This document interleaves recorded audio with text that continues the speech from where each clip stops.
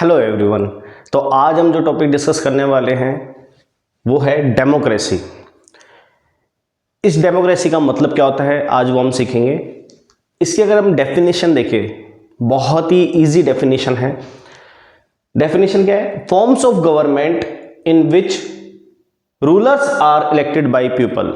मतलब एक कोई भी कंट्री की ऐसी गवर्नमेंट जिसमें जो रूलर्स होते हैं, जो वहाँ पर रूल्स एंड रेगुलेशंस बनाते हैं, उनको पब्लिक या पीपल ही उसको इलेक्ट करके भेजते हैं। या मैं कह सकता हूँ इसमें कि वो एक तरीके से जो रूलर्स होते हैं वो सभी लोगों के रिप्रेजेंटेटिव्स होते हैं। जैसे हम स्टेट में बात करें तो वहाँ जो होते हैं वो लेजिस्लेटिव असेंबली होती है, और वही अगर हम सेंटर में बात करेंगे तो लोकसभा, राज्यसभा, ये चीज़ हम उसको डिस्कस करते हैं। तो लेजिस्लेटिव असेंबली में जो लोग बैठते हैं उनको एमएलएज कहते हैं, और सेंटर पे जो लोग बैठते हैं उनको हम एमपीज कहते हैं। तो उनमें जो भी लोग वहाँ पर बैठते हैं उनको लोगों के द्वारा ही चूज करके आगे भेजा जाता है। मतलब फॉर्म्स ऑफ गवर्नमेंट, ऐसी गवर्नमेंट जहाँ रूलर्स जो होते हैं वो लोगों के द्वारा ही इलेक्ट किए जाते हैं। सेकंड क्या है? जैसे कि बहुत बड़े फिलोसोफर रहे हैं कौन? Abraham Lincoln. उन्होंने बहुत ही सिंपल डेफिनेशन में इसको एक डिफाइन किया हुआ है। उनका कहना क्या है? Government of the people, by the people and for the people. मतलब गवर्नमेंट ऑफ द पीपल, लोगों की ही सरकार है। बाय द पीपल मतलब लोगों ने ही बनाया हुआ है, लोगों ने ही उसको चुना हुआ है। एंड फॉर द पीपल, लोगों की ही सरकार है, लोगों ने ही बनाया है। किसके लिए? लोगों के लिए ही। तो ये मतलब होता है डेमोक्रेसी का, अकॉर्डिंग टू अब्राहम लिंकन। आगे बढ़ते हैं। अगर हम डेमोक्रेटिक कोई भी कंट्री है उसकी अगर हम कैरेक्टरिस्टिक्स देखते हैं या हम उसके फीचर्स डिफाइन करते हैं कि भाई डेमोक्रेटिक अगर कोई कंट्री है तो हमें क्या क्या चीज़ उसमें देखने को मिलेगी। तो पहला है बच्चों फेयर इलेक्शंस। फेयर इलेक्शंस मतलब कोई भी उसमें बिल्कुल निष्पक्ष होकर के उसमें इलेक्ट किए जाते हैं, इलेक्शंस होते हैं। जैसे आप देखते हो हर 5 साल में कोई ना कोई इलेक्शंस होते ही हैं।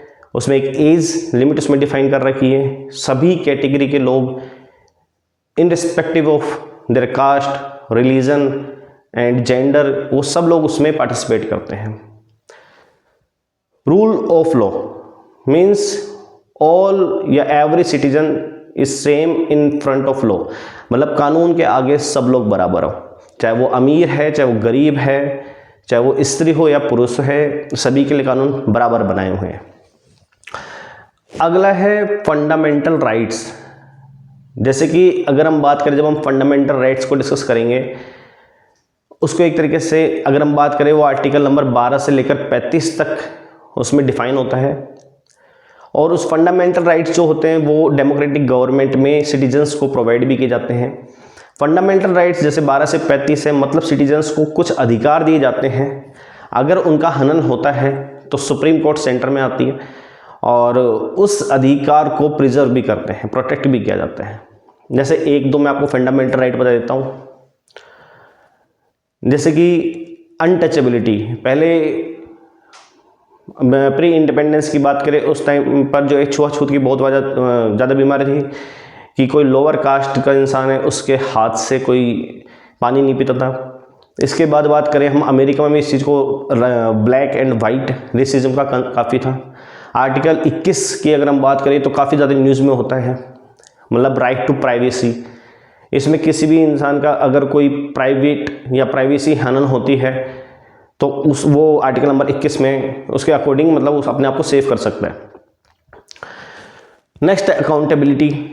डेमोक्रेटिक गवर्नमेंट में जो भी रूलर्स सिटीजन्स के द्वारा आगे इलेक्ट किए जाते हैं उनकी अकाउंटेबिलिटी होती है अपने कार्य को लेकर के।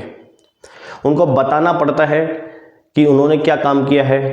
जैसे कि अगर हम बात करें कोई भी सिटीजन है, वो जैसे कि कोई भी स्टेट गवर्नमेंट है, उन्होंने मान लीजिए कोई भी एजुकेशन से रिलेटेड बहुत खर्चा किया है, तो सिटीजन्स एक होता है PIL पब्लिक इंटरेस्ट लिटिगेशन, इसको फाइल करके उस गवर्नमेंट से उस चीज़ के बारे में जान सकता है PIL के जरिए। जैसे कि आपने एक मूवी देखी होगी जोली LLB, उसमें भी ये टर्म काफ़ी प्रचलित रहता है। वो चीज़ें। तो अकाउंटेबिलिटी का मतलब कि रूलर्स जो भी कार्य करते हैं वो उस कार्य के प्रति अकाउंटेबल होते हैं, उनको उसकी जवाबदेही देनी पड़ती है। किसको? पीपल को, क्योंकि उन रूलर्स को इलेक्ट करके आगे भेजा किसने है काम करने के लिए? पीपल नहीं, सिटीजन्स ने। नेक्स्ट है भाई कि इंपॉर्टेंस क्या है डेमोक्रेटिक गवर्नमेंट की?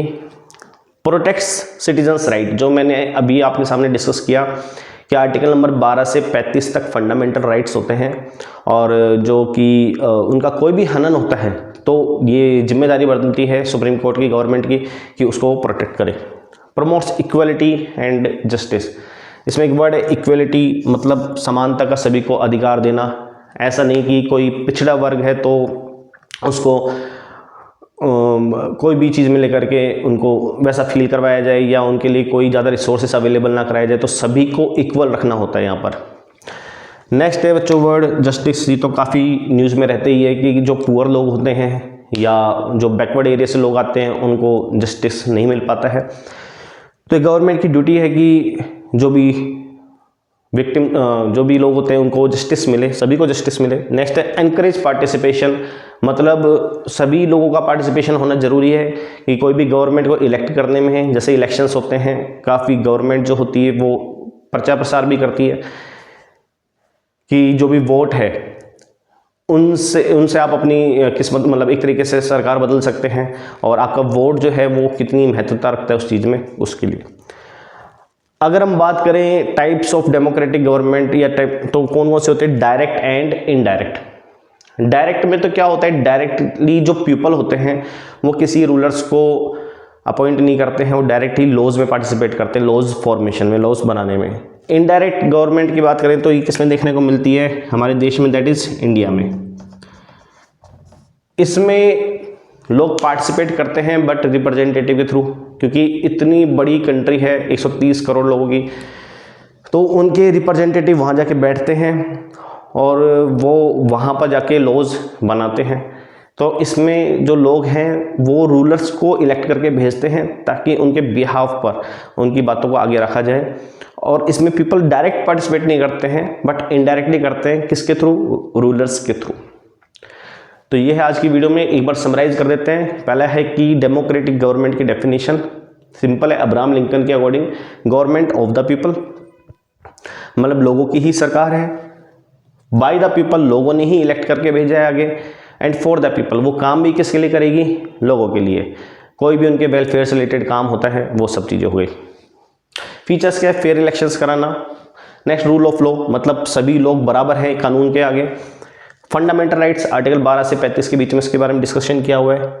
अकाउंटेबिलिटी, मतलब सरकार को जवाबदेही होते हैं अपने कार्य से रिलेटेड, वो जो भी काम करते हैं, क्योंकि वो जो भी काम करते हैं उसमें पैसा लगता है, खर्चा लगता है, और वो पैसा आखिर में आता कहाँ से है? लोगों की जेब से ही।